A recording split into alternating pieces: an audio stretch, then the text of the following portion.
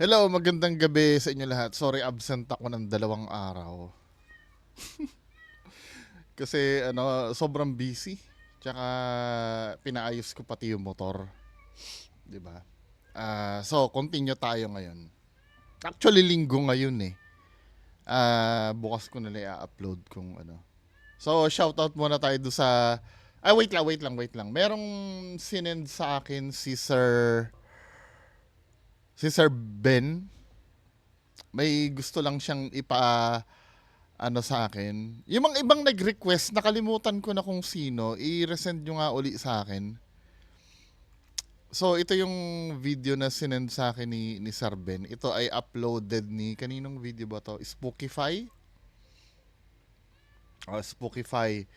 Nung December 20, ano daw ang opinion ko tungkol dito? Tingnan nga natin, ano ba to? Ano ba meron? Wala bang manggugulat dito?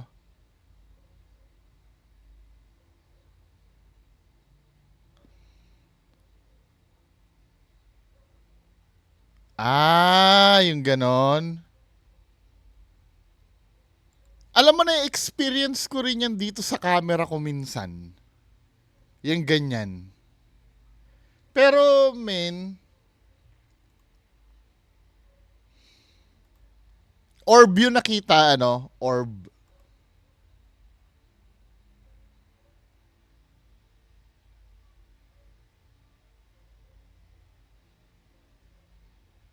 Saan na ba yan? Yan.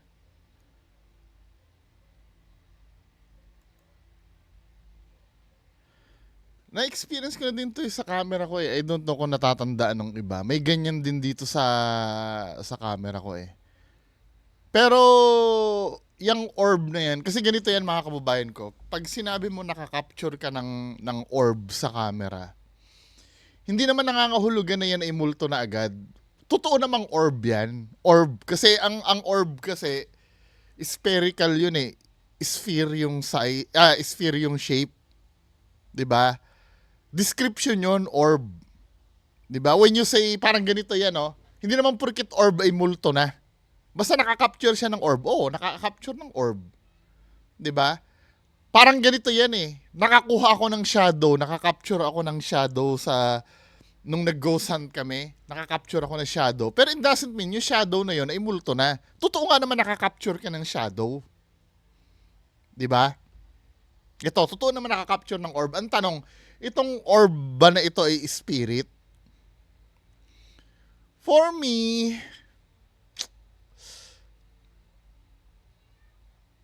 pwedeng dust kasi yung movement niya, movement ng tinatangay ng hangin eh. Pero pwede rin spirit, malay mo, spirit, no? Ito na lang para kaya nagpe-percentage ako eh. Ayoko mag-make sure eh.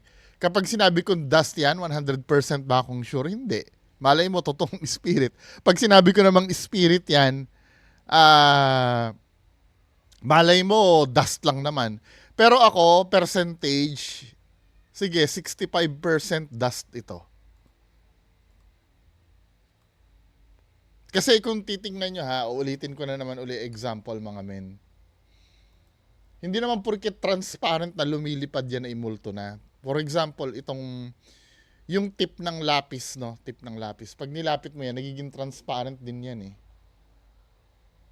'Di ba? Nagiging transparent din yan na how much more yung yung dust na sobrang liit na nakikita sa For me, 65% siguro dust. 'Di ba? Mas lamang sa akin yung hindi siya spirit. Now, kung spirit yun, basta sa akin, dust. For me, dust. 65%. The remaining 45%, palay mo, uri ng energy or di ba? Anyway, proceed tayo dun sa comments yung last video. Di ba? Shout out Ma'am Ahueva, Miss Ahueva. Shout out po. Sabi niya ganun, para di aso, mahaba masyado yung paa para maging aso. Balikan nga natin yon. Hindi kasi parang example ko lang, malay mo aso or ano, pero definitely hindi siya paranormal. Ito yun yung sa Nooks Top 5. Iko-continue nga natin yun eh. After nitong video na to. Ang taabay kayo, no? Doon tayo sa YouTube.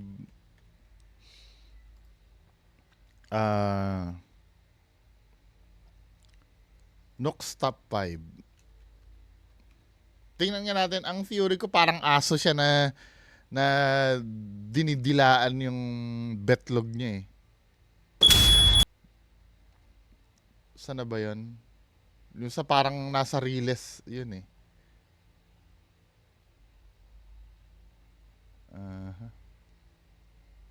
Ito oh.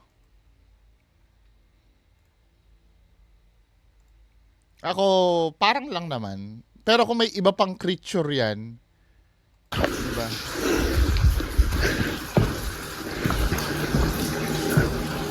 Ano ba yun? Ayan o. Something pale and thin can be seen rising up from the tracks in front of Laura. Ako, I don't know, no? Ako, for me, parang aso na kung ano man ang ginagawa niya na malay mo kasi may butas yan na ano. Pero definitely, yung video, hindi naman inedit. Feeling ko. I don't know sa advance ng ano ngayon, pero feeling ko, hindi naman inedit. Pero kung set up, kasi ang sabi ni ma'am dito, do sa comment, baka pineke. Mas pwede, mas lalong pwede. 'Di ba? Kasi nga ano eh pinutol yung video. I like it. I like yung ganitong thinking. 'Di ba? Mas maganda na 'yan. Mas maganda na yung ganyang mag-isip. Alam mo, mga kababayan ko, maraming nagagalit eh. Maraming nagagalit kapag ina-auto fake agad ang video. Pero mga kababayan ko, mas safe na 'yun eh. Yung isipin mo lahat peke. Kesa maniwala ka then suddenly mapapatunayan na ano na fake pala yung video. Maliligtas ka pa nun na sa ano, na mabudol pag ganun lagi ang thinking mo. I'm so sure may negative din naman na ano yun, ano, na effect. Pero mas lesser evil yun kaysa sa auto-paniwala ka eh. 'Di ba? Hindi naman masama yun na magduda ka muna sa isang video. 'Di ba? Shoutout Jake Morte. Sabi ni Christine Oyardo, patay na ba si Rey Mysterio?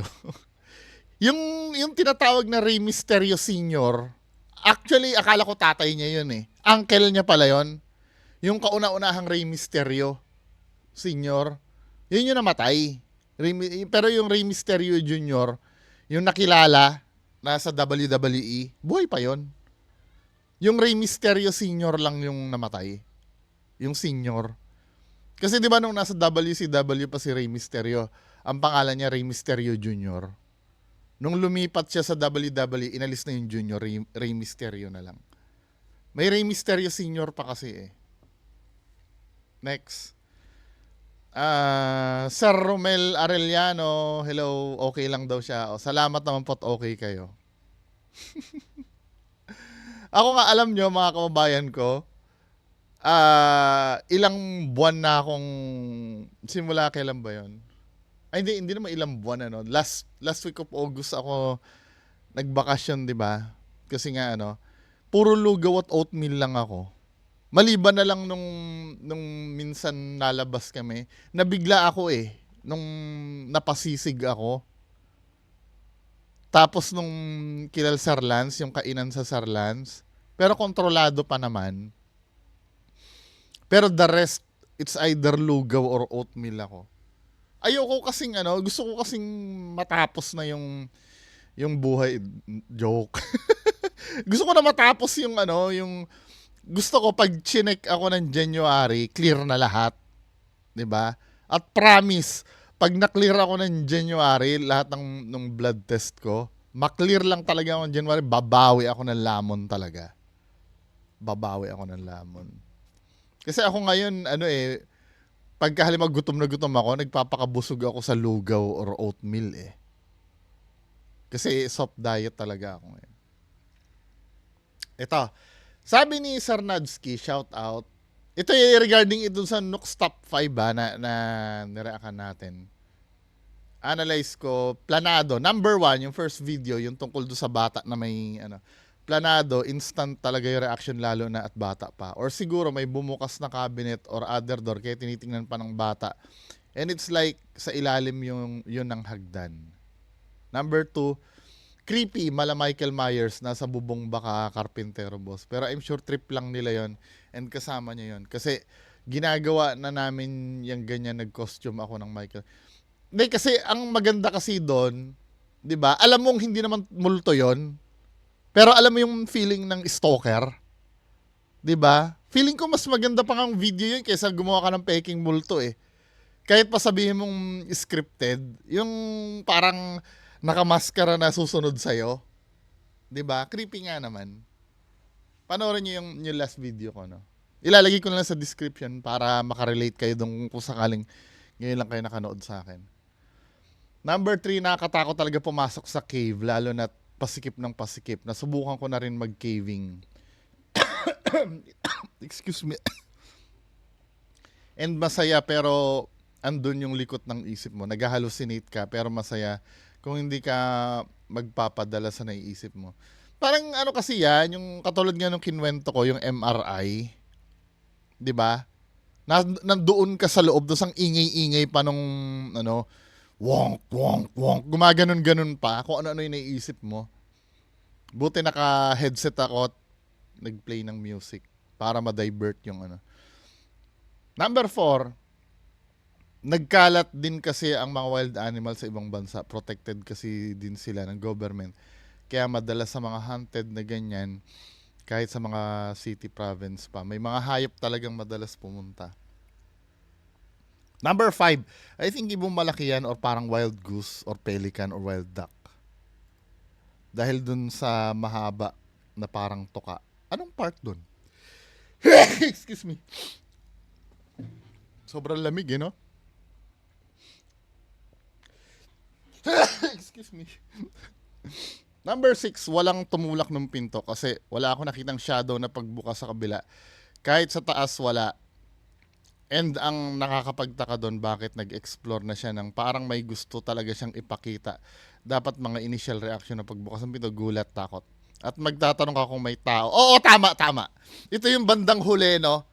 Dapat magtatanong ka, may tao ba dyan? Sino po nandyan? Kasi may maingay eh. May mga bumukas eh. Doon sa part na doon sa wala ka nakitang shadow, totoo naman yon. Pero for me, hindi mo dapat i-assume na wala talaga porkit wala ka nakitang shadow. Paano kung magaling lang talagang kasi isa yan sa isa yan, yung nameke kami ng video. Nameke kami ng video doon sa hospital. Isa yan sa concern ko, kailangan walang makikitang shadow. Kasi yan ang unang kinikriticize ko pag may multo eh. Kaya nga ang pinili kong location doon sa likod ng poste. Kasi pagka ang camera pati ay nakataas, may chance na yung ilaw mag-shine doon, makita yung shadow. Katulad ko, no? Pag nameke ako, unang concern ko yung shadow. Kaya wala ka nakitang shadow, baka kasi pinag-ingatan nila nung pineke nila yung video. Pero maganda itong point mo na to, no? Na dapat magtatanong ka pag may unusual na nagalawan doon. Magtatanong ka, automatic na yun eh. May tao po ba diyan? May or may ganon.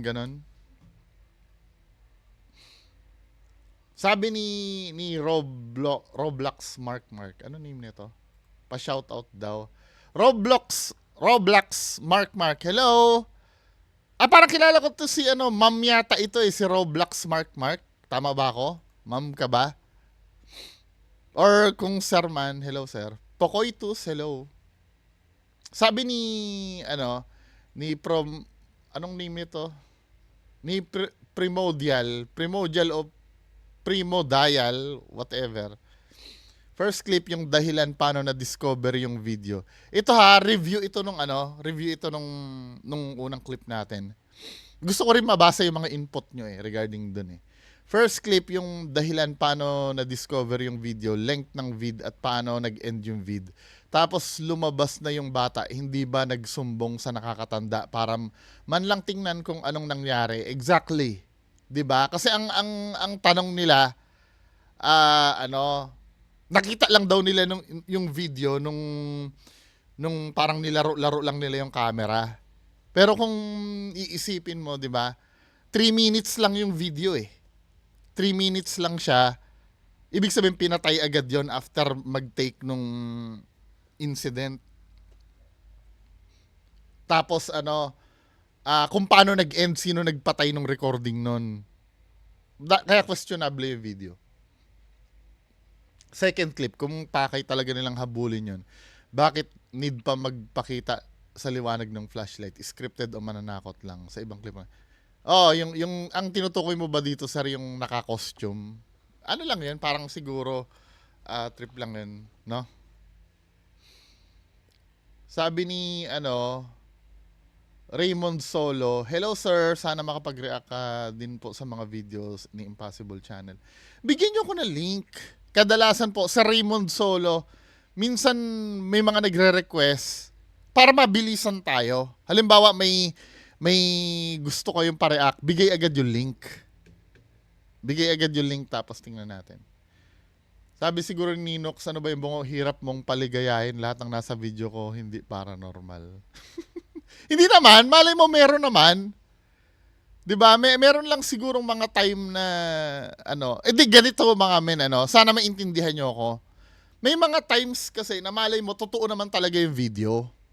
Ang dinidiscuss lang natin dito, kung ito ay pepekein, ano ang gagawin?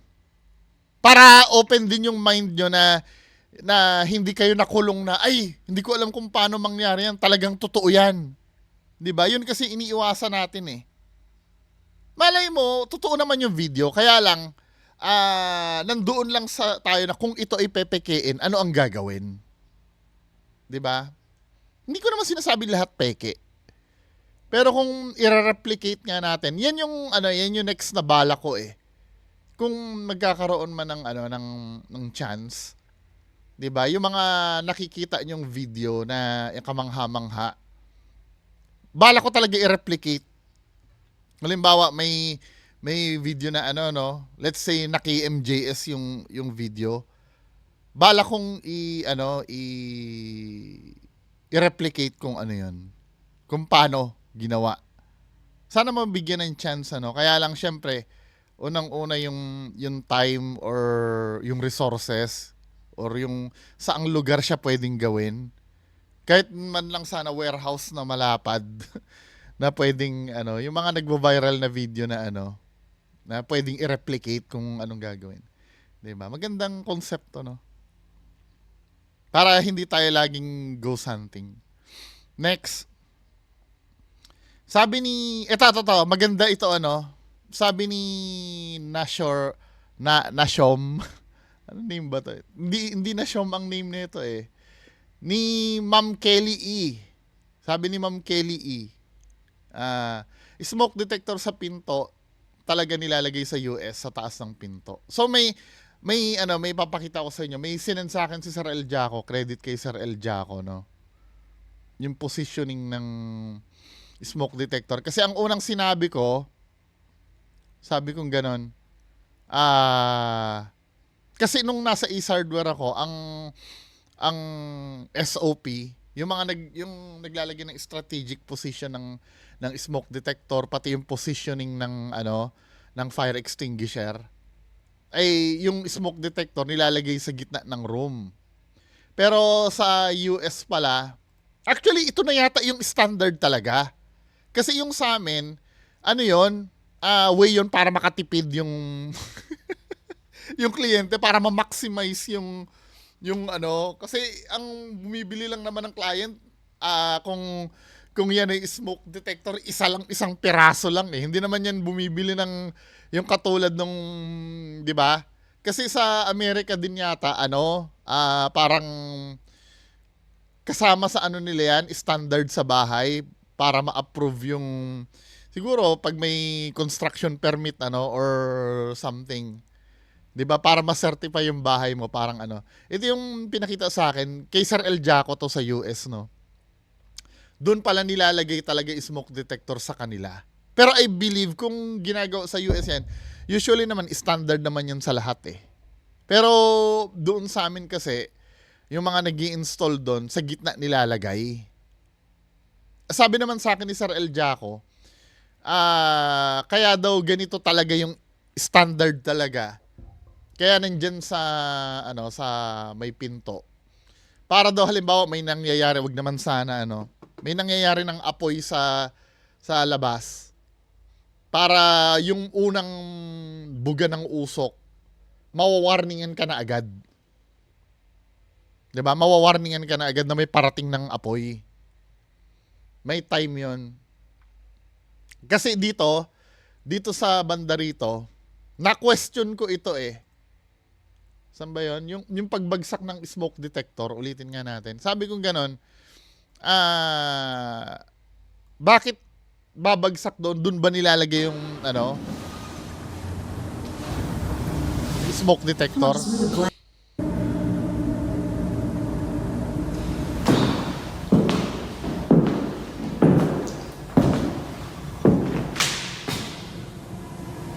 Tamo ha? Go ahead, do it again. Not scared.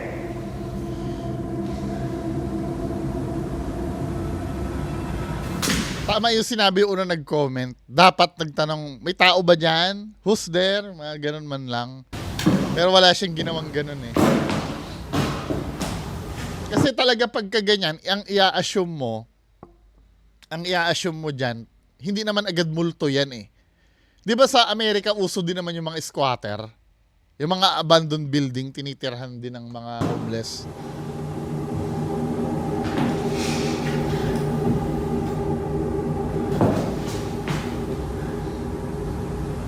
Yung pag nag-alarm, ayan, nag-alarm.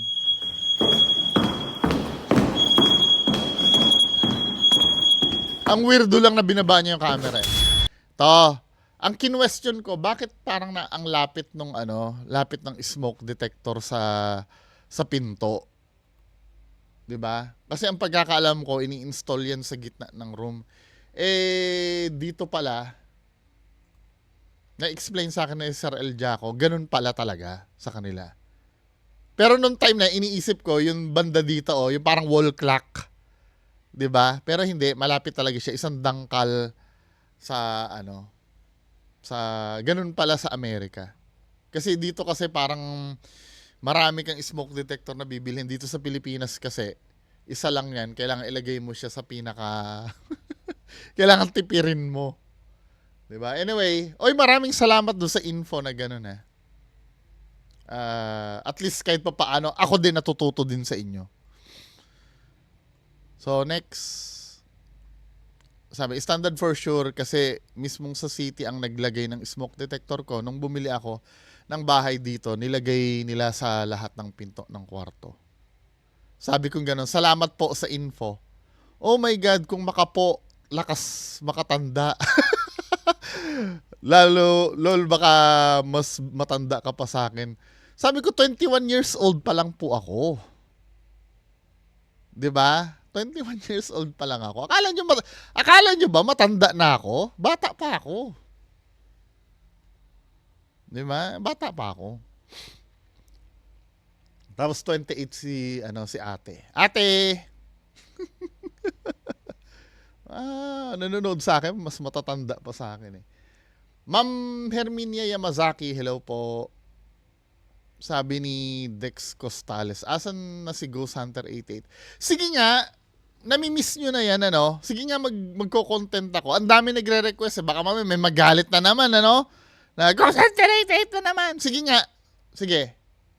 Baka, Sige nga. Sige.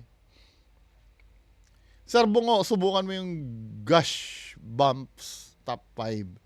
Doon maraming video si Mr. Gush Bumps. Link po, sir. Shoutout Mark Anthony Raloso. Link po, sir. Yung mga nagre-request sa akin, link, Sana link. Si Karen, anong name nito ni Ma'am Karen? Karen JV. Si ano ba to? Casoronio? Ma'am ka ba or sir? Hello, Karen JV or Casoronio. Hello. From Riyadh. Pag Pasko ba malamig sa Riyadh? Or mainit pa rin? Pero grabe daw dyan, ano? Di ba sa Riyadh, extreme yung init. Pag lumamig daw dyan, extreme din ang lamig. No? Hindi, paki-verify po, baka mali ako ah. Disyerto yun, di ba? Sabi ni, ano name nito? Ni GIF DLP? GIF? O GIF? O whatever. Shoutout, sir. Yun ang video pa lang pinanood ko, sabi mo, fake ang hindi ko maintindihan. Sinabi mo na nga na fake, pero may 70% ka pa. Ibig sabihin, duda ka pa rin. Ako, 101%. Kasi mga men, di ba? Kailangan magbigay pa rin tayo ng benefit of the doubt. Lalo na kung hindi naman talaga verified na fake talaga ang isang bagay. May mga tao kasi na na gusto ko bigyan ko rin naman ng kahit konting partido. 'Di ba? Lalo na pag totally na proven na fake talaga. 'Di ba? Kaya pini-percentage ko na lang. Kasi minsan magagalit sa akin. Sigurado ka na ba kang fake 'yan? Alam mo na ba yung di ba? Hello, Ma'am Emmy. Ma'am Emmy, kamusta na Ma'am Emmy? Merry Christmas. Si Osen 30, hello po. Boss B, yung video naman po nung multo daw sa likod ni Beanie Stacy habang nareakan ko na po yata ito. Nareakan ko na yata to. Ang hatol ko doon para siyang planted eh. Tapos may sinasabi sila na nakita daw sa CCTV na wala naman talaga daw siyang kasama doon, pero never na release yung yung CCTV. Sabing gano'n ni El Mucho Dingdong. El Mucho Dingdong, shout out sir. Na-debunk na ni John Wolf yung mga yan, Lodi, haha, pati yung ka-Bizarre Bob. Try nyo i-watch si John Wolf. May debunking channel. Maraming debunker sa US. Siyempre, need din ang sarili nating punto. Sabi gano'n ni Sir Frederick Quintas, Bungo TV Salsalero. Shout out Frederick Quintas. Salsalero. Out of nowhere, Shout out Sir, Frederick Quintans. Sir, yung Frederick yung pinaparehan mo sa akin drone, pinanood ko, hati din talaga opinion ko din dun eh. Hindi, feeling ko hindi naman siya alien. Hindi naman siya alien yung sa, yung kumakalat na drone footage sa Feeling ko hindi naman siya alien, parang top secret lang na ng government ng US yung siguro. Kasi ilag ang din magpaliwanag eh. 'Di ba? Pero definitely hindi siya alien. Kasi kung alien 'yon, it's either i-deny 'yon ng US government na may activity ganon or sabihin talaga nilang alien.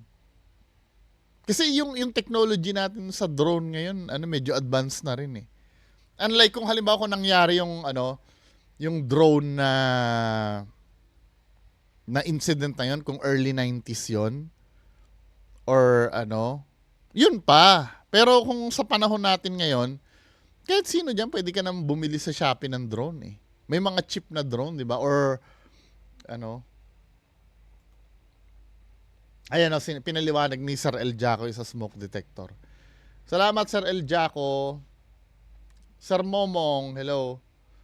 Tama bro, Bungo, pikit na lang din kapag nasa loob ng MRI. Huwag kang titingin sa paligid pero para di maka-claustrophobia. Yung nasa kuweba na video, walang paranormal. Pero nakatakot lang din dahil baka may incident na mangyari. Oo, pag nasa loob ka ng MRI, pikit ka na lang talaga. Kasi pag nakamulat ka doon, ganyan kalapit yung plastic sa harap mo na palibot. Yung parang feeling mo nasa kabaong ka talaga.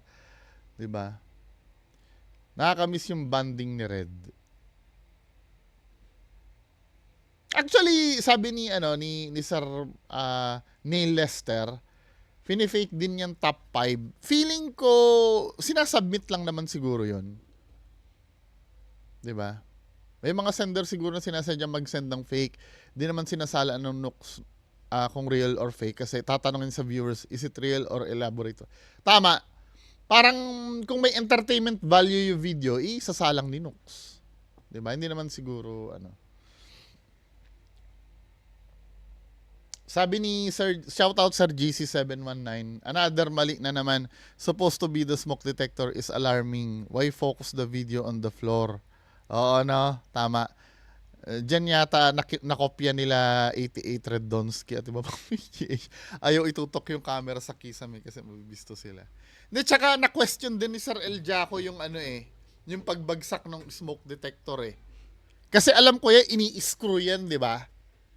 Well, pwede namang pagdating ng panahon mag-loose yung screw o malaglag. Pero napaka-rare nun unless kung double-sided adhesive yung ginamit. Basta tsaka timing na timing kung kailan ka parang minumulto saka malalaglag. Anyway, basta kayo pa rin ang bahalang Hello, Sir Ramil Ramirez from Hawaii. Hawaii.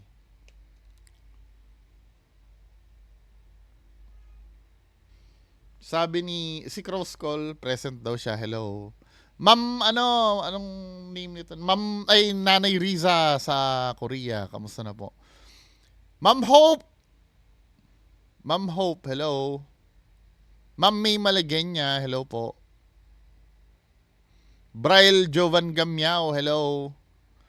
Martsan, good evening. Ma'am Emelda Basquines, hello. Maraming salamat. So, dyan lang po muna tayo magbasa ng comments. Proceed tayo sa main video natin. 'Di ba? After this, mga alas 10. Salamat po.